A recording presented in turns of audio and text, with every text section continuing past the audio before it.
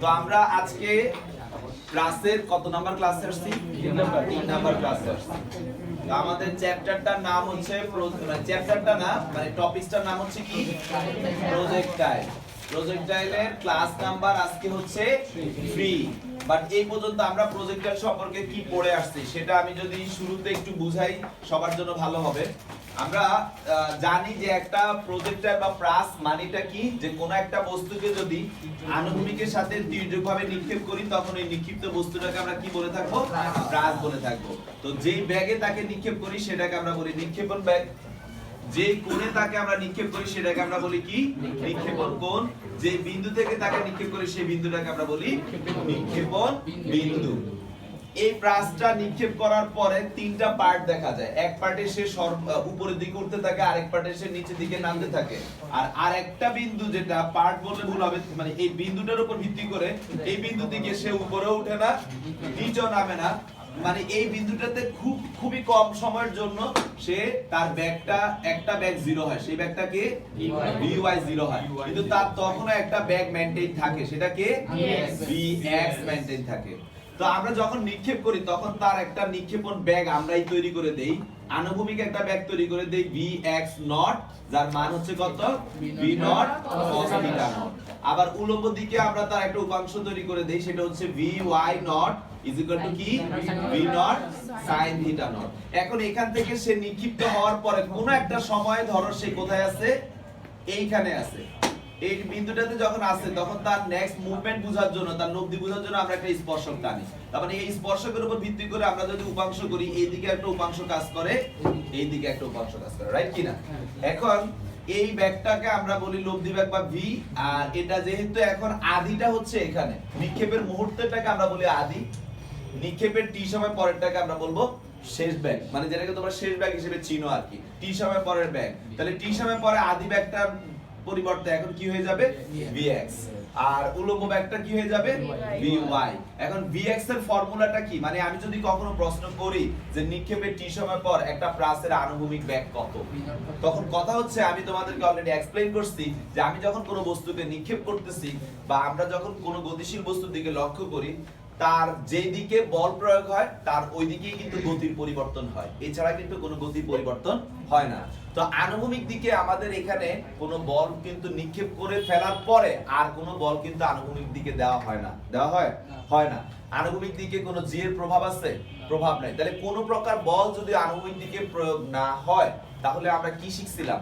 যে নিউটনের প্রথম সূত্রে বলছে যে বাহ্যিক কোনো বল যদি কোনো বস্তুর উপর প্রয়োগ না হয় তাহলে সেই বস্তুটার গতি যেমন আছে তেমনই থাকবে। সেই স্থির থাকলে স্থির, গতিশীল থাকলে যে গতিতে আছে সেটাই থাকবে। তাহলে আমার যেহেতু আনুভূমিক বরাবর কোনো বল দ্বারা প্রভাবিত হচ্ছে না, তার মানে কি আনুভূমিক ব্যাগ শুরুতে যা টি সময় পরেও তাই হবে, এখানেও তাই হবে, একদম মাটিতে আসার আগ মুহূর্ত পর্যন্ত আনুভূমিক ব্যাগ প্রাসের সকল সময় কি থাকবে? সেম থাকবে। তাহলে bx ইজ ইকুয়াল টু কি হবে ফর্মুলাটা? Sir bx naught is equal to কি? Sir v naught cos theta. সবাই কি পর্যন্ত বুঝতে পারছি? Okay fine. এখন by উল্লম্ব দিকের ব্যাগ কি? উল্লম্ব দিকে কি আমাদের প্রভাব আছে না? উল্লম্ব দিকে কিন্তু একজন আমাদেরকে প্রভাবিত করবে, সেটা কি? অভিকর্ষীয় প্রভাবটা কাজ করবে এখানে। তো অভিকর্ষীয় প্রভাব যদি আমাদের উল্লম্ব দিকে কাজ করে, আমার বস্তুটা উপরের দিকে উঠতে চায়, অভিকর্ষীয় প্রভাব কোন দিকে কাজ করে? তাহলে কি দুইজনের দিক বিপরীত দিকে হইলো, একজনকে প্লাস বললে একজনকে কি বলতে হবে? মাইনাস, মানে জি তাকে কমানোর চেষ্টা করবে। তো by আমরা এটাকে y মান চিন্তা না করে যদি নরমালি v চিন্তা করি, তাহলে v যদি g দ্বারা প্রভাবিত হয়, আমরা সবাই জানি v v not minus dt, জানি না? কিন্তু যেহেতু এটা y অক্ষ বরাবর কথা বলতেছি তাহলে ব্যাপারটা কি হবে? যে sir vy not minus dt, right কি না? এখন vy নট এর মান কত?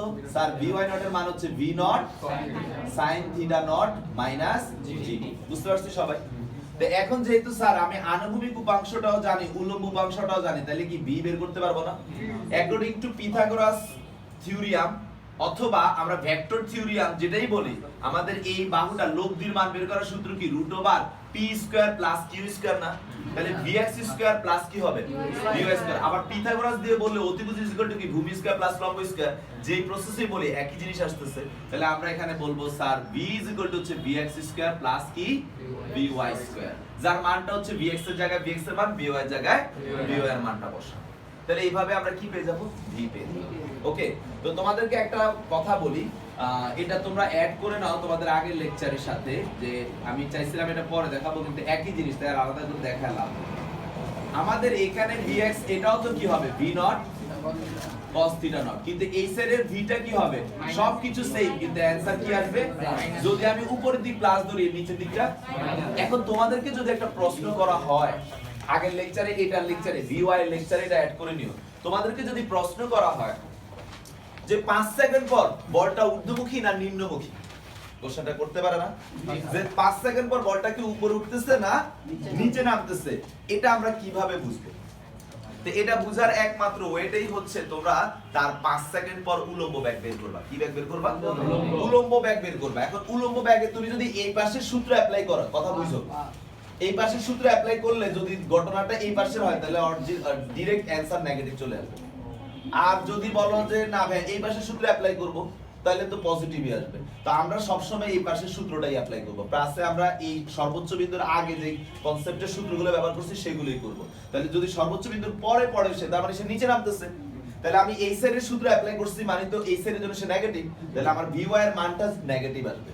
তাহলে তোমরা একটু সুন্দর করে লিখে রাখো আগের vy এর লেকচারটাতে, যে যদি আমাদের প্রশ্নে কখনো, বা তোমরা এইভাবে লেখো যে উলম্ব বেগ যদি ঋণাত্মক আসে, উলম্ব বেগ যদি, অর্থাৎ vy এর মান যদি ঋণাত্মক আসে, উলম্ব বেগ যদি, অর্থাৎ vy এর মান যদি ঋণাত্মক আসে, vy এর মান যদি ঋণাত্মক আসে, তবে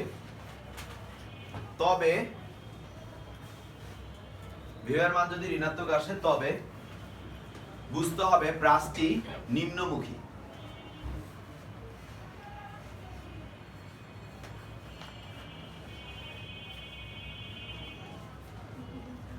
তো ভাই এটা বারবার করে বলে দিচ্ছি মুয়াজ্জিন, সূত্র অ্যাপ্লাই করবা কোন পাশেরটা? এই পাশের, মানে যেটা আমরা শিখেছি সূত্র সেটা অ্যাপ্লাই করলে এই পাশের হইলে নেগেটিভ আসবে আমাদের অ্যানসার। যখন অ্যানসার ঋণাত্মক আসবে তখনই তোমরা সুন্দর করে বলে দিতে পারবা। ওকে, তাহলে আমি আবারো বলি, যদি কখনো প্লাসে আমাদেরকে প্রশ্ন করা হয় যে 5 সেকেন্ড পর বলটা কি উপরে উঠতেছে না বলটা নিচে নামতেছে, তাহলে আমরা কি করব? তার vy বের করব। vy আমাদের পজিটিভ আসলে বলবো উপরে উঠতেছে, আর যদি নেগেটিভ আসে নিচে নামতেছে। Concept clear? আচ্ছা, তো এই পর্যন্ত আমরা আসলাম। এখন এখানে আসার পরে জুয়েল, এই যে প্রাসের এখন বর্তমানে সে যে দিকে যাইতে চাচ্ছে, প্রতি মুহূর্তে কি তার দিক চেঞ্জ হচ্ছে না ভাই? হ্যাঁ, তাহলে পরীক্ষার হলে কিন্তু এখন বলবে 5 সেকেন্ড পর প্রাসটা কোন দিকে যাচ্ছে।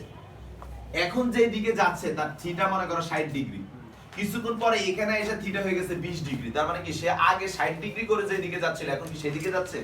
তার মানে আমাদেরকে যদি প্রশ্ন করে যে t সময় পর প্রাসটা কোন দিকে যাচ্ছে, এই কথাটা মানে আসলে তার থিটা জানতে চাচ্ছে। এখন ডিরেক্ট যদি বলে যে t সময় পরে প্রাস আনুভূমিকের সাথে কত ডিগ্রি কোণ উৎপন্ন করছে, একই কথা না? তাহলে এগুলো বুঝতে হবে, ঠিক আছে? তাহলে আমাদের এই যে থিটাটা, এটা আর এটা কি এক হবে না? কারণ সে তো প্রতিনিয়ত দিক চেঞ্জ করে করে করে করে এখানে আসছে। যদি এক হইতো তাহলে তো আল্লাহর নাম নিয়ে এইভাবে যাচ্ছে, তো সে এইভাবেই চলে যেত, রাইট? কিন্তু দিক চেঞ্জ করতেছে, প্রতিনিয়ত তার কি চেঞ্জ হচ্ছে? দিক চেঞ্জ হচ্ছে। তার মানে এই শুরুতে যে থিটা দিছি আর এখানে যে থিটা, এটা জীবনও কি হবে না? সমান হবে না। তাহলে এই থিটাটা বের করতে হবে না? এখন আমি যদি এই সমকোণী ত্রিভুজটার দিকে লক্ষ্য করি, তাহলে এই থিটাটা আমি কি যে কোনো একটা ঢাল বাহুর থিটা আমরা কি দিয়ে বের করি? sin cos না tan? যে কোনো ঢালের থিটা আমরা বের করি tan থিটা দিয়ে। তাহলে এইখানে আমাদের থিটাটা কি হবে? tan theta is equal to কি? লম্ব। লম্ব বলতে কি? এই বরাবর যে বাহুটা, উল্লম্ব বরাবর কোন বাহু? vy। তাহলে আমরা এখানে দেব vy, আর আনুভূমিক বরাবর vx। এখন vy আমাদের কত? Sir v naught sin theta naught minus gt, আর vx কত? v naught cos theta naught. তাহলে আমাদের tan theta is equal to, যদি এটা হয় তাহলে অতএব থিটা ইজ ইকুয়াল টু কি হবে? tan inverse v naught sin theta naught minus gt divide by v naught cos theta naught. তো স্যার সবাই তো বুঝতে পারছেন আশা করি। আমি গত ক্লাসে আরো একটু প্রসিড হয়েছিলাম, তাই না? আমি আলোচনা করতেছি সেটুকু। তো এই পর্যন্ত আমরা যে কয়টা জিনিস নিয়ে আলোচনা করছি, তা আমি তোমাদেরকে বলছিলাম যে একটা প্রাস নিয়ে যখন স্টাডি করবা বা একটা প্রাস নিয়ে যখন তুমি চিন্তা করবা, তখন তোমাকে টোটাল 7টা জিনিস মাস্ট মাথায় রাখতে হবে, যে এই 7টা জিনিস আগে আমি ক্লিয়ার আছে কিনা। এই 7টা জিনিস যখন তুমি ক্লিয়ার হয়ে যাবা, তখন এদেরকে ঘুরে ফিরে আশেপাশে থেকে অনেক কোশ্চেন কিন্তু নিয়ে আসা যাবে। এই 7টা জিনিস কি কি? যে নাম্বার 1 হচ্ছে যে ব্যাগের কি উপাংশ, ব্যাগের না বলে আমরা আচ্ছা হ্যাঁ ব্যাগেরই যে প্রাসের ব্যাগের শব্দ প্রাস নিয়ে আলোচনা করতেছি, ব্যাগের আনুভূমিক উপাংশ। তারপরে কি? ব্যাগের উলম্ব উপাংশ। তারপরে কি? লব্ধি ব্যাগ বা শুধু ব্যাগ, রাইট? যদি লব্ধি ব্যাগ বলে তাও ভি এর কথা বলতেছে, শুধু ব্যাগ বলাও ভি। শুধু ব্যাগ কথার মধ্যে না আনুভূমিক বলছে না উলম্ব বলছে, তাহলে শুধু ব্যাগ কথাটা মানে কিন্তু আসলে আনুভূমিক এবং উলম্ব, এই দুইটা থেকে যে আমরা লব্ধি ব্যাগটা পাই অ্যাকর্ডিং টু ভেক্টর ওইটা। ওকে, তারপরে 4 নাম্বার কোশ্চেন হচ্ছে আমার নিক্ষেপ না প্রাসের ব্যাগ কোন? প্রাসের যে কোনো মুহূর্তের দিক বা কোণ। 5 নাম্বার হচ্ছে আনুভূমিক দূরত্ব। কি দূরত্ব? আনুভূমিক দূরত্ব। 6 নাম্বার হচ্ছে সময়। আর 7 নাম্বার হচ্ছে উলম্ব দূরত্ব। উলম্ব দূরত্ব। তো স্যার এই 7টা জিনিসের পরে আজকে আমি আপনাদেরকে আরো অনেকগুলো জিনিস দিব, বাট আগে এই 7টা ক্লিয়ার করে নিই। আমি কিন্তু ক্লিয়ার করছি এই পর্যন্ত, রাইট? তো আচ্ছা, এখন অলরেডি কি জুয়েল, টি সময় পরে যে কোন একটা প্রাসের আনুভূমিক ব্যাগ কি? v naught cos theta naught. তাহলে এটা পাইছি। টি সময় পরে যে কোন একটা প্রাসের উলম্ব ব্যাগ কি? মাইনাস dt পাইছি। টি সময় পরে যে কোন একটা প্রাসের লব্ধি ব্যাগ মানে তার বর্তমানে ব্যাগ কত আছে সেই ব্যাগ বের করার সূত্রটা কি? পাইছি। যে স্যার vx² প্লাস vy²। এটাকে আমরা যদি মান লিখি তাহলে vx² এর মান কত sir? v naught square cos square theta naught minus v naught sin theta naught minus gt whole square. আশা করি সবাই বুঝতে পারছেন। তাহলে আমরা তিনটাই পাইছি। এরপরে প্রাসের যে কোনো মুহূর্তে কোন দিকে যাচ্ছে মানে থিটার কথা জানতে চাচ্ছি, থিটা পাইছি। তারপরে আমি এবার চলে যাব ব্যাগের পার্ট শেষ। একটা প্রাস কত ব্যাগে এখন আছে, আনুভূমিক দিকে তার ব্যাগ কত, উলম্ব দিকে তার ব্যাগ কত, আনুভূমিক এবং উলম্বকে মিলায়া তার লব্ধি ব্যাগ কত, তিনটেই পাইছি। কত কোণে সে এখন ক্রিয়াশীল আছে সেটাও পাইছি। তাহলে এখন নেক্সট, এই মুহূর্তে প্রাসটা আমি যখন নিক্ষেপ করছি তখন সে আনুভূমিক ভাবে যেখানে ছিল, কোথায় ছিল? এই জায়গায়। উলম্ব ভাবেও কোথায় ছিল? এই জায়গায়। এখন কি আর সে আগের মতো এখানে আছে? সে আনুভূমিক কিছুটা আগে আগে আমি এভাবে দাগ টানলে এই যে এতটুকু পরিমাণ তার আনুভূমিক সরণ হয়েছে, যাকে নাম দিলাম কি? x। আবার উলম্ব দিকে আমি যদি এখানে লম্ব টানি তাহলে এই এতটুকু পরিমাণ তার উলম্ব সরণ হয়েছে, যার নাম দিলাম কি? y। তাহলে এই x কতটুকু এটা আমাদের এখন বের করা লাগবে। তো সরণ বের করার সূত্র আমাদের কাছে দুইটা, যদি আমরা ত্বরণ দিয়ে বলি অথবা মন্দন দিয়ে। মানে একটা হচ্ছে ত্বরণ বা মন্দনের, আর একটা হচ্ছে কিসের? সমবেগের। একটা ত্বরণ বা মন্দনের, একটা কি? ত্বরণ বা মন্দন কখন? যখন সেখানে বল প্রয়োগ হয়, হয় বাধাদানকারী বল না হয় কি গতি সৃষ্টিকারী বল। এখন আনুভূমিক সরণ বের করতে গেলে আনুভূমিক দিকে কি কোনো বল ছিল? আনুভূমিক দিকে কি কোনো বল আছে? তাহলে আনুভূমিক দিকে যদি কোনো বল না থাকে তাহলে বল ছাড়া সরণ বের করা হচ্ছে s vt সমবেগের সূত্র দিয়ে। কোন সূত্র? তাহলে আমরা x বের করব আনুভূমিক ব্যাগ দিয়ে না উলম্ব ব্যাগ দিয়ে? আনুভূমিক ব্যাগ দিয়ে। আনুভূমিক ব্যাগের কি কোনো চেঞ্জ হইছে? তাহলে আনুভূমিক ব্যাগ এই মুহূর্তে মানে যেই মুহূর্তে আমি তার জানতে চাচ্ছি এই মুহূর্তে তার আনুভূমিক ব্যাগ কত? vx। তাহলে তার x বের করার সূত্রটা কি? আমি এগুলো তো লিখে দিছি না কথাগুলো। x বের করার সূত্র কি স্যার? vx s vt কে ফলো করলে vx কি হবে? v হবে। তাহলে vx t যদি x হয়, vx এর মান কত? v naught cos theta not t। তাহলে আমরা x বের করছি। এখন আমি তোমাদেরকে একটা কথা বলছি যে আমাদেরকে প্রশ্নে অনেক সময় x দিয়ে দেয়, মানে সে কতটুকু দূরে আছে এটা বলে দেয়। তো আমরা যদি x জানতে পারি আর কত ব্যাগে নিক্ষেপ করতেছে থিটা এগুলো যদি জানতে পারি তাহলে কিন্তু আমরা কি বের করতে পারবো? টাইম বের করতে পারবো। তার মানে আমরা চাইলে এখান থেকে আবার টাইমও বের করতে পারি। t কি x v V naught cos theta naught. তাহলে প্লাসের টাইমটাও আমরা এখান থেকে বের করতে পারি। টাইম তো শুধু এখানে না, ডাটা থাকলে তো যে কোনো জায়গা থেকে টাইম বের করা যায়, যেখানে যেখানে টাইম আছে। যেমন vy vy not minus gt, এখানে যদি g vy এগুলো সব জানা থাকে, টাইম বের করতে পারবো না? মানে টাইম আমরা যে কোনো জায়গা থেকে বের করতে পারবো। ওকে, আবার মনে করো এখানে থিটা দিয়ে দিছি, ভি দিয়ে দিছি, আমি কি এইটার মান বের করতে পারবো না? মানে পরীক্ষার হলে পেঁচাইতে পারে, কিন্তু আদি ব্যাগ দিল না, আদি কোনো দিল না, কথা বুঝছো? এই ব্যাগও দিল না, এই কোনো দিল না, ঠাস করে বলতেছে কি টি সময় পরে তার ব্যাগ হয় এত মিটার পার সেকেন্ড এবং সে তখন আণবিকের সাথে 30 ডিগ্রি কোণে থাকে। তখন কি এই ডাটাকে ব্যবহার করে আমরা এটা বের করতে পারবো। কিভাবে স্যার? আমরা তো জানি ভি, এই ভিটাকে আমি এখন আবার আলাদা করে দেখাচ্ছি।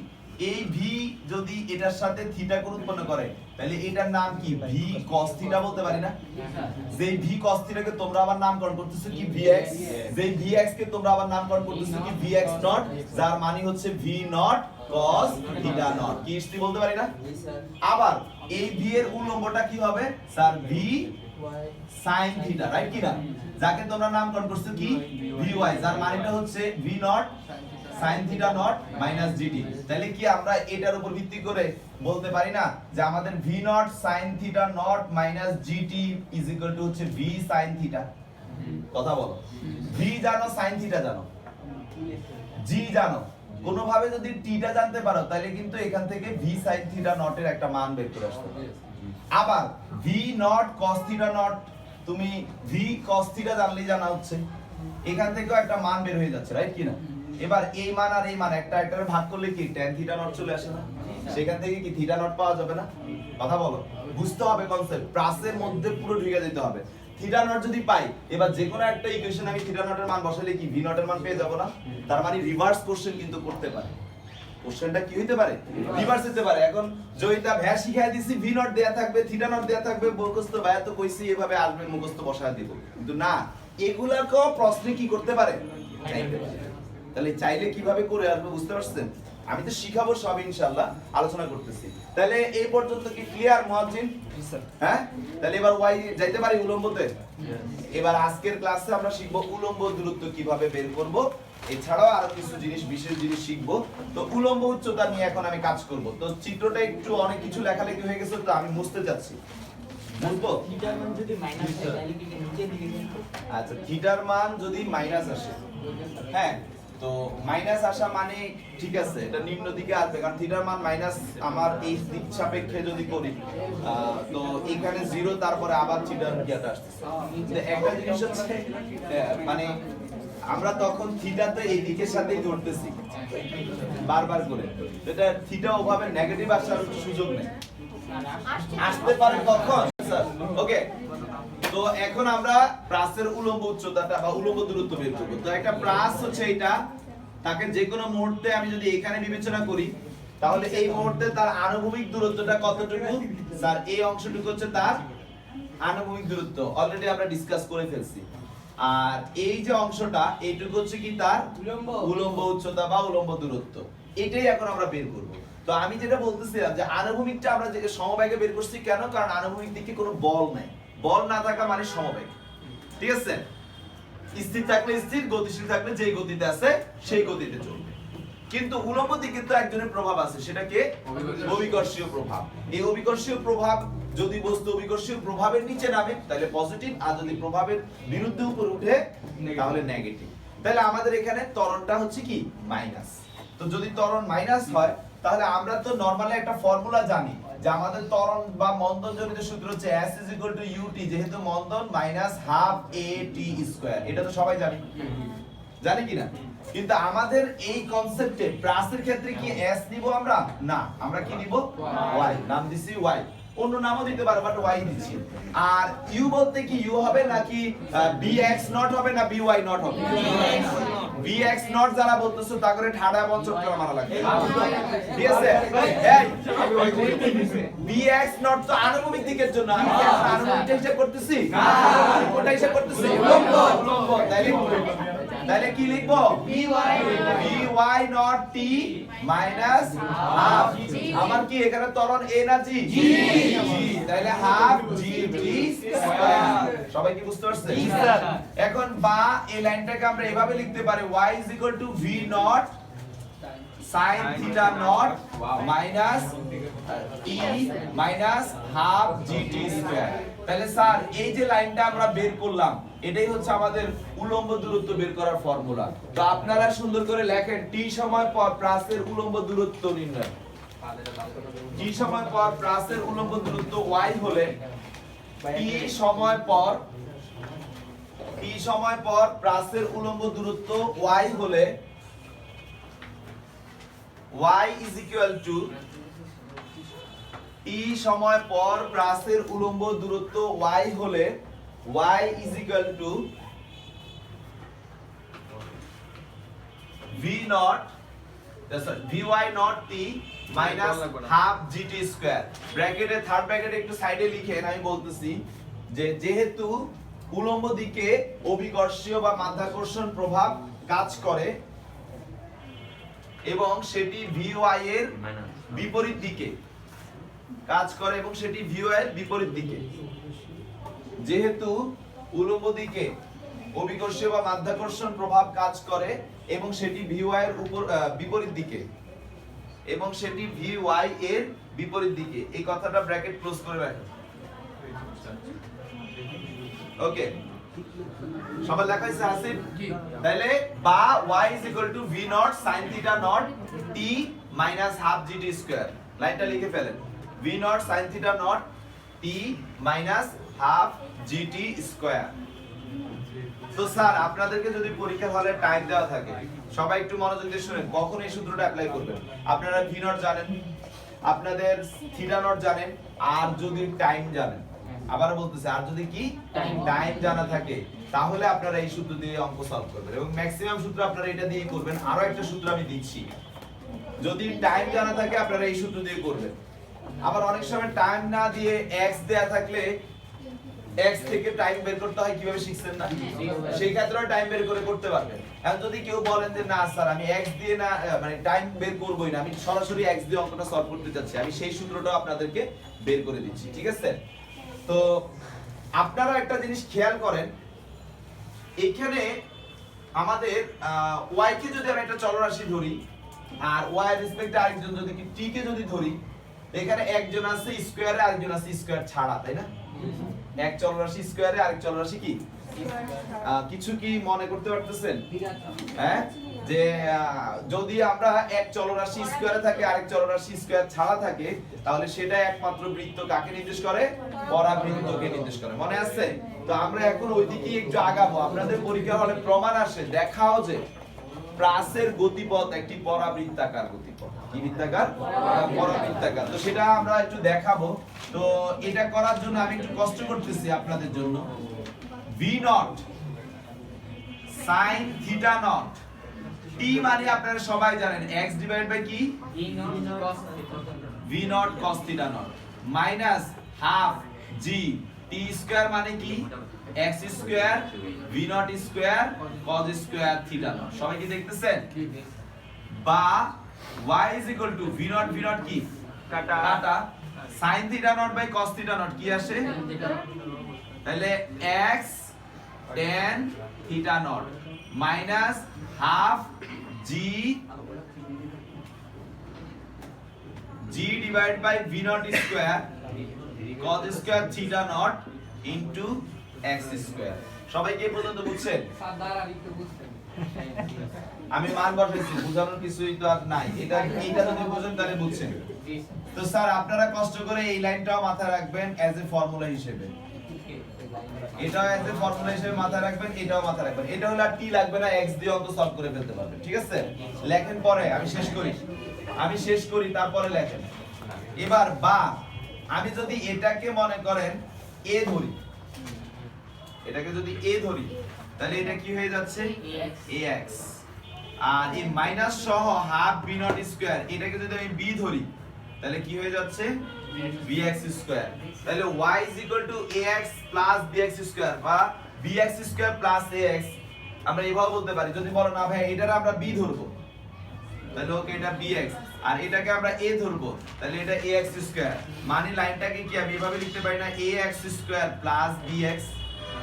গত ক্লাসে আমি আপনাদেরকে লিখে দিয়েছিলাম পরাবৃত্তের কয়েকটা ইকুয়েশন, আজকে আবারও বলতেছি পরাবৃত্তের ইকুয়েশন হচ্ছে y square is equal to কি 4ax বা y square is equal to কি 4 মাইনাস ax বা x square is equal to কি 4ay বা x square is equal to কি 4 মাইনাস ay।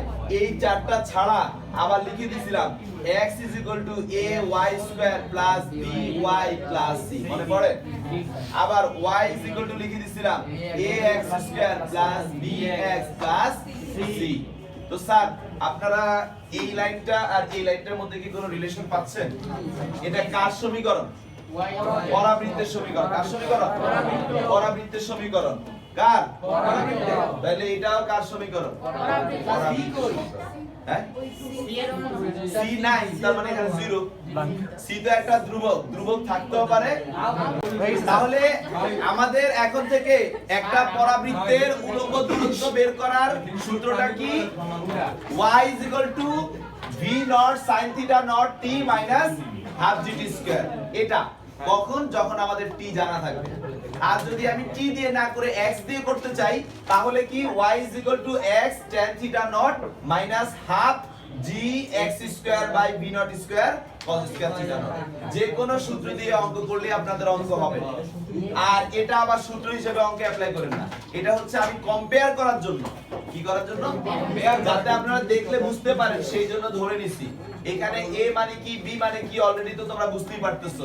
এখানে a বলতে কার কথা বলা হচ্ছে? এই যে গোল করে বক্স করে যেটা দিয়েছি সেটা। আর b বলতে কার কথা বলা হচ্ছে? tan থিটা নটের কথা বলা হচ্ছে। তো স্যার এইটা হচ্ছে আমাদের প্রাসের উলম্ব দূরত্ব বের করার কনসেপ্ট। তো তুমি কি বলতে চাইছো? কিছু বলতে চাইছো? তাহলে এবার লেখো কোশ্চেন। আজকে আবার সেই তুর্য। ভাই আগে এটা উড়াল তুর্য সাহাবী এই রোহিঙ্গারা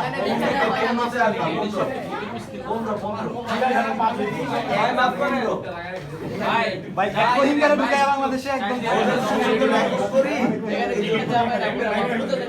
ভাই বাকি নাই এই মুয়াজ্জিন কোশ্চেন বলবো? আমাদের তুর্যকে নিয়ে একটু দুষ্টামি করব আমরা। ওই শেখ চিঠি।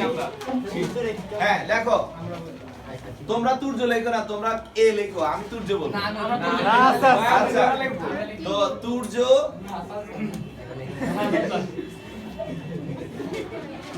ভাই 40 মিটার দূরে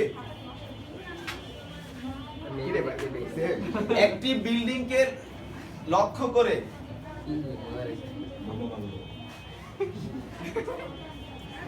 মাটি থেকে 50 মিটার উচ্চতায় মাটি থেকে 50 মিটার উচ্চতায় অবস্থিত একটি মেয়েকে লক্ষ্য করে ভাই নামটা কিন্তু আপনি লিখছিলেন একটি মেয়েকে লক্ষ্য করে 20 মিটার পার সেকেন্ড বেগে 30 ডিগ্রি কোণে 20 মিটার পার সেকেন্ড বেগে 30 ডিগ্রি কোণে একটি চিঠি ছুঁড়ে মারলো। ও শিট ম্যান মেসেঞ্জার আইছে এটা এই উদ্দীপকটা যদি বাদে একটি দেখে চিঠি ছুঁড়ে মারলো। আসলে পিওনে এই 40 মিটার উচ্চতায় মেয়েটির মা গাড়ি ছিল 40 মিটার উচ্চতায় মেয়েটির মা দাঁড়ানো ছিল, মানে বারান্দা। ঠিক আছে, দুইটাই বারান্দা। মানে মেয়ের বলতে মার কাছে গেছে চিঠি কোন স্যার এখন লেখো কোশ্চেন নাম্বার 1। মাকে ছেলেকে মারছে 2 সেকেন্ড পর চিঠিটির ব্যাগ কত? Question number 2। মূলত আপনারা 2 নাম্বার কোশ্চেন নিয়ে আসবেন আমার জন্য, ঠিক আছে? 5 সেকেন্ড পর চিঠিটির উলম্ব দূরত্ব কত? 5 সেকেন্ড পর চিঠিটির উলম্ব দূরত্ব কত?